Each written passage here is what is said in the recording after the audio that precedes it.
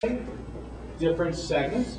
And these are based both qualitatively, we did a lot of qualitative, and then we did quantitative, so we understand how big these are. So basically, we could tailor messages to these various segments that would be relevant to them. So we've got like the items, so you think marriage is unnecessary risk. Let's not even talk to them. They're out of there. The not yet set. We thought they were really important. They want to get married. They just don't think they're ready for it. That was a really important group to talk to. Certainly the true believers, we thought, they have some, we thought a lot of misperceptions, a lot of high standards. Maybe marriage isn't quite like that. So we thought they needed to be kind of brought down a level. So in other words, developing different communications through advertising, through websites was actually the biggest one to these various groups. You guys know truth? Good. So I want to talk about truth. Truth is very important to me. I was one of the founding members of Truth. We launched this brand a number of years ago based on this insight. There have been a lot of anti-smoking campaigns that were horrible. I mean, just terrible.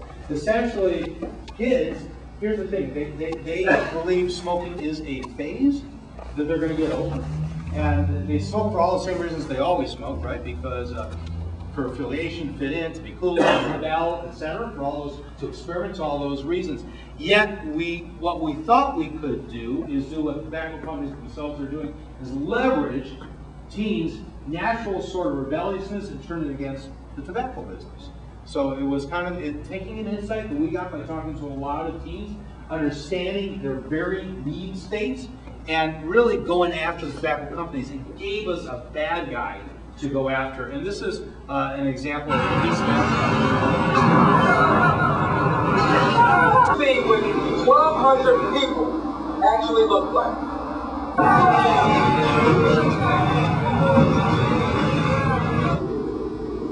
So that's an event we staged and filmed, a real event outside Philip Morris's offices.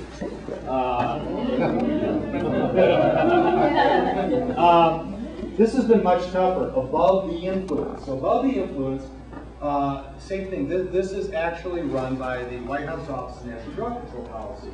It's about keeping kids away from drugs. Marijuana is certainly the big one out there because although we've taken a look at crystal meth lately, which is really scary, we've taken a look at inhalants, which is really scary for those little ones because parents have them in their homes.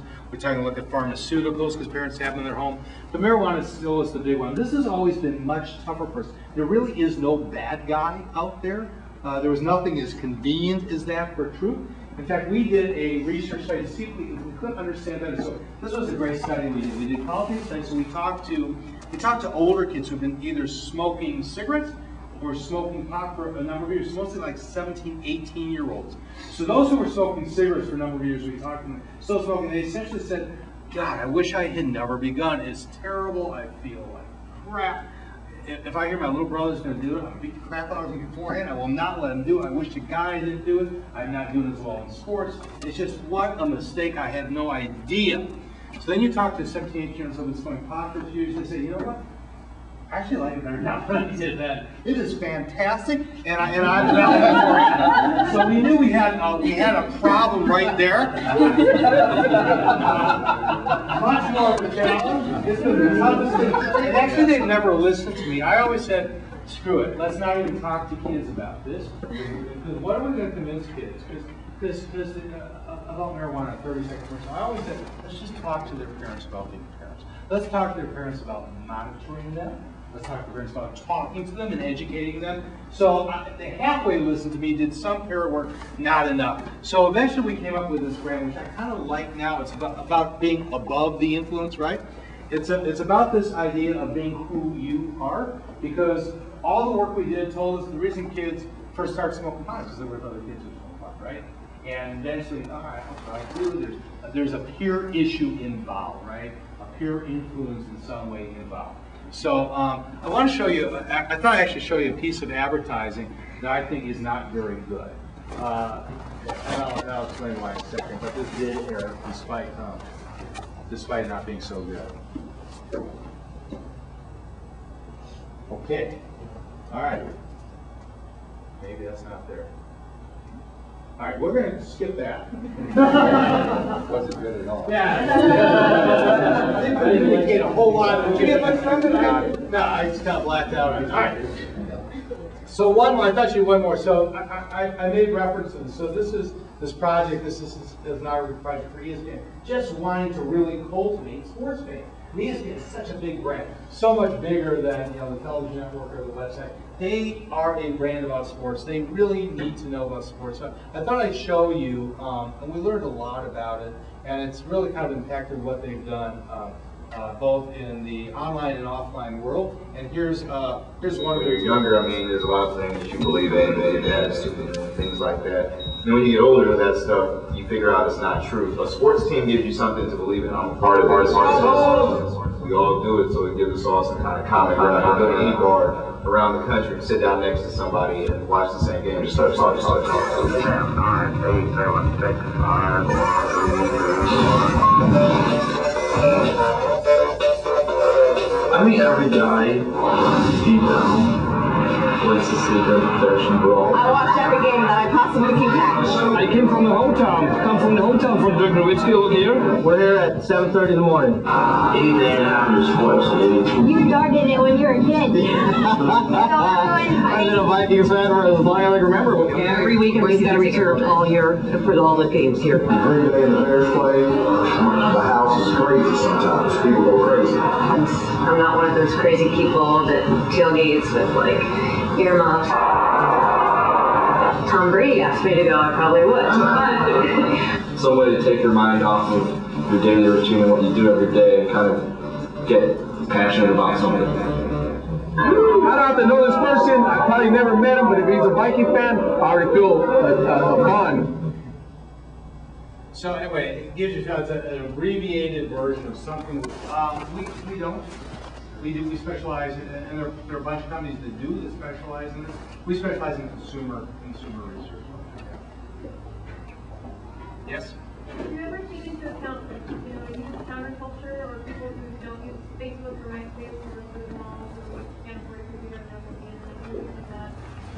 Part of the general populace? Bless you. Yes.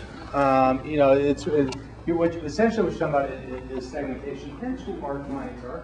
I would say we have some brands who are about owner culture, so it's really important for us to connect with those individuals on their turf, on their terms. So we absolutely do. We don't do a whole lot, as I said, offline anymore. I mean, it's quantitative, so it's a very small percentage. So those would be the most disadvantaged spectrum of the economic spectrum anyway. We don't do a whole lot there, but certainly when it comes to owner culture, that's absolutely incredible. There's so many. We tend to say the teams are more alike than they're different, which is true. Those need states run across the economic spectrum, run across any other sorts of lifestyles that you feel a part of. That's a great question.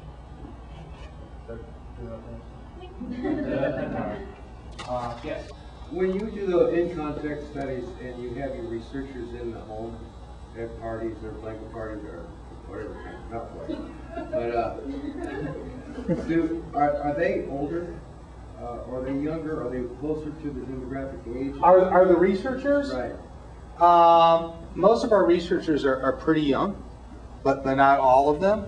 It's funny, a number of clients would call us up, and I remember a few years ago one of them called up and said, we want somebody, it was for a fashion brand, who's in her early 20s. I said, well, I have people on staff like that, but they're not yet ready to do that. They aren't trained, experienced enough to do that. And why do you want it? It's because their target is. And eventually I learned, even when it comes to teens, what makes for a good researcher marketer, somebody who's intensely curious, somebody who's an active listener, somebody who encourages open and honest response. One of the anecdotes I like to give is when I noticed that when my oldest son graduated high school, those kids who finished the top of their class, he wasn't one of them, got a special sort of presentation made to them, and they got to choose a teacher who they had a relationship with to come up and put this nice medal around their neck and congratulate them. And I was very interested to see who the teachers were. And believe me, there were a bunch of really cool, young, hip teachers there. In fact, my son now is one of those cool, young, hip teachers. He's 25 and he's a high school teacher. But most of the time I said, wow, look at who they chose. They chose a lot of these veteran teachers. So it's not about youth, but certainly we have a lot of young people. It's about being of the culture. There's not a day that, today just being, we're a nice place where Marvin just put us up, being online, just seeing all the email that comes in every day from our staff about, the latest and greatest thing, what's going on.